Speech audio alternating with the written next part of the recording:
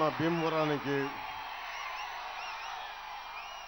ఈరోజు ప్రత్యేకించి రూపాంతర దేవాలయం దగ్గర ఆ జీసస్ క్రైస్ట్కి నా హృదయపూర్వక నమస్కారాలు నమస్సుమాంజలు తెలియజేసుకుంటూ సోమేశ్వర స్వామి ఆలయానికి సోమేశ్వరుడికి మా ఊళ్ళమ్మ తల్లికి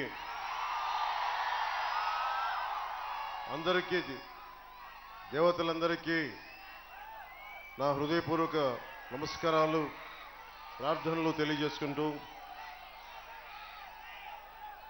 భీమవరం వదిలి పారిపోయాడని జగన్ ఈ మధ్యన అన్నాడు. ఇక్కడికి వచ్చి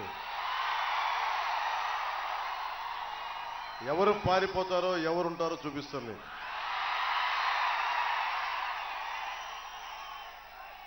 జగన్ ఇది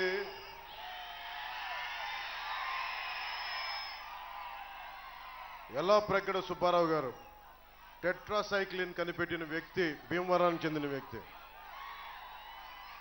కవి చిత్రకారుడు అడవి బాపిరాజు గారు పుట్టిన నేల ఇది.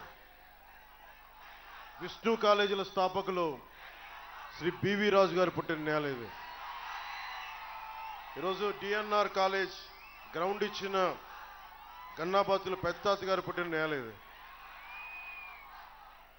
అలాంటి నేలలో ఈరోజున్న సమస్య ఏంటంటే గంధి శ్రీనివాస్ అని చెప్పి ఒక రౌడీ ఎమ్మెల్యే రాజ్యం వెళ్తున్నాడు. ఇక్కడున్న నాన్నదమ్ములకి, ఆడపడుచులకి, యువతులకి, అక్కచెల్లెలకి, పెద్దలకి, టీవీల్లో వీక్షిస్తున్న తెలుగు రాష్ట్రాల ప్రజలకి, ముఖ్యంగా ఆంధ్రప్రదేశ్ ప్రజలకి నేను భీమవరం నుంచి పారిపోలా, భీమవరాన్ని బలోపేతం చేయడానికి ఉన్నాను ఇక్కడ.